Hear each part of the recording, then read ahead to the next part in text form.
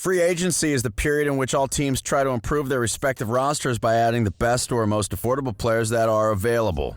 And while it can be one of the most exciting moments for basketball fans, it's also usually a very stressful one for front offices, and that's something that won't be changing this year. However, what will be changing is the level of talent available this time around.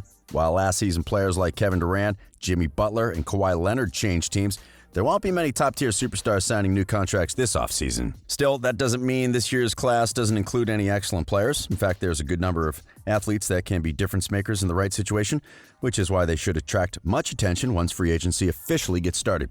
Welcome to Courtside. Today, we'll take a look at 10 of the most talented players that could be signing new contracts in a few weeks. Before we get started, we must clarify that we won't include Anthony Davis in today's list. While the Brow is by far the most talented player in this year's class and has a player option he can exercise, it's pretty much expected he'll sign a new contract with the Lakers as soon as he can. So let's leave that one out and we'll move on to the players who we expect will at least consider signing for another team if they receive a compelling offer. Number 1, Brandon Ingram. The fourth-year forward will be arguably the most talented player to enter free agency this year after having a few irregular seasons during his time with the Lakers. Ingram made the most out of a new opportunity with the Pelicans to prove he can be any team's leading offensive option.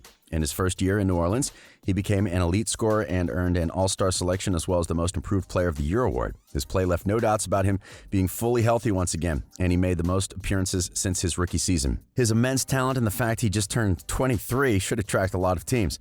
However, the Pelicans will have the right to match any offer he receives. And while that should eventually happen, it's not completely clear yet if New Orleans is fully invested in him. Number 2, Fred VanVleet. VanVleet may be one of the most talented point guards despite not being the main floor general of his team, but if his steady growth as a player tells us something is that it could be about to change by next season. Fred averaged career highs in all categories during last season, while also helping the Raptors exceed all expectations and remain as one of the elite teams in the Eastern Conference. Then he took things a step forward by playing even better once the playoffs got going. And though we believe he would prefer to stay with the team that drafted him and with which he won a championship, Toronto's financial situation might stop them from offering him top money. So unless he's willing to accept a small pay cut, we could be seeing him on a different team in a few weeks. Number 3, Gordon Hayward. Not long ago, Hayward was about to become an integral part of a Boston team that was expected to turn into a heavyweight in the Eastern Conference and contend for multiple championships in the long run. But then he suffered a gruesome leg injury that changed the trajectory of his career. Fast forward to today, and Gordon is the Celtics' fourth option on offense despite remaining one of the most versatile wing players in the league. And while most people thought the veteran would opt in to the final year of his contract with the team, recent rumors are indicating otherwise. Of course, that could mean he'll try to negotiate a new deal with the Celtics earlier than expected. But if he's instead looking to regain his status as a star player, he may be on the move very soon. Number 4, DeMar DeRozan. Much like Hayward, DeRozan was regarded as one of the best players in his position just a couple of seasons ago. But as the Raptors got tired of not making the finals despite being one of the best teams in the East, they decided to make a bet on Kawhi Leonard, and DeMar suddenly found himself playing in San Antonio. Following the move, the shooting guard lost some of his value as the Spurs stopped being a contender in the Western Conference. Still, while his three-point shot may worry a few teams, he remains an excellent shot creator that can also make plays for his teammates. If he decides to opt out of his contract, he could become the final piece for teams that are lacking a finisher. And while he may not make everyone excited, a few people are already dreaming about a reunion with the Raptors, but only time will tell where he'll be playing next. Number 5, Danilo Gallinari.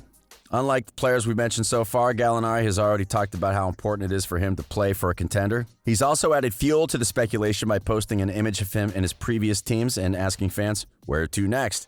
So unless OKC suddenly turns into a contender, his days with the team may already have finished.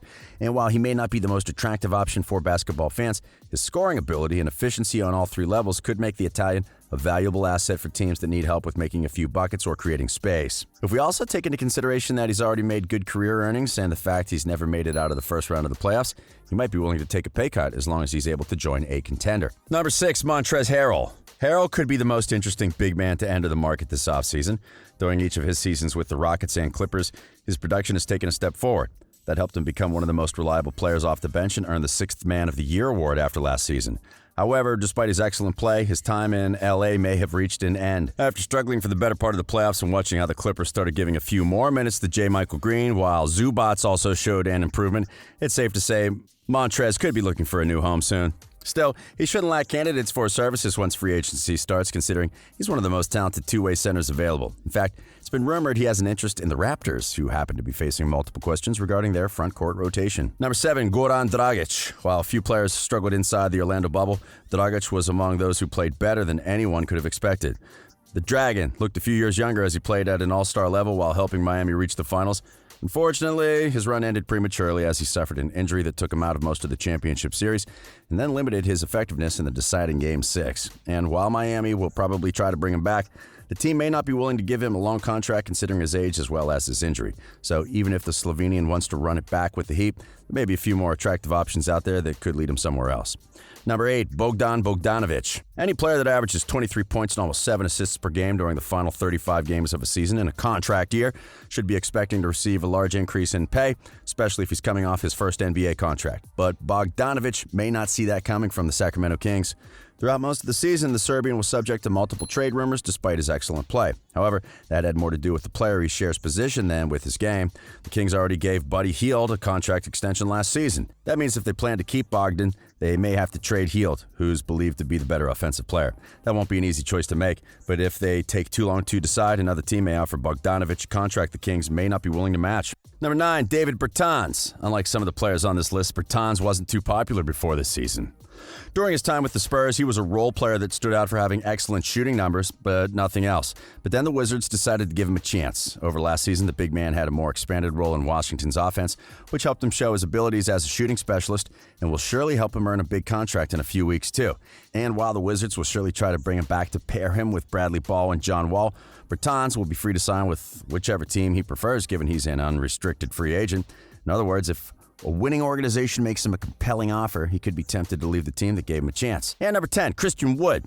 Among all the players we've mentioned so far, Wood's story is the best by far. After being a journeyman during his first 4 seasons and barely seeing any playing time, the big man received an opportunity from the Pistons and left everyone impressed. If you take a look at his season averages, you might not find anything surprising. However, if you were able to see him playing during Detroit's final 12 games, you'll understand why everyone's so excited about this guy. During that stretch, he was promoted to the starting lineup, and he averaged 22 points, 10.2 rebounds, and 2 assists per game while also showing an excellent shooting, touch, as well as the ability to play some solid defense. But the most important thing is that he helped Detroit play better when he was on the floor. And if you also take into consideration that he's only 25 years old, it's easy to see multiple teams trying to get him out of Detroit as soon as free agency gets started. All in all, despite this free agent class missing star power, there will be several players capable of having an immediate impact on whatever team they decide to join. And while a few of them may remain with their current teams, it's easy to see some deciding to try something new. Still, even if free agency doesn't look that exciting, there may be some major trades coming in the following weeks that could change the way the league's looking. And if that's not enough for you either, you can be sure that next year we'll have a lot more action going on. But now, who do you think is 2020's best free agent? Who do you believe will make the most impact next season? Let us know in the comments. We hope you've enjoyed today's video, and if you did, remember to like it and subscribe to our channel for more NBA content. We are Courtside.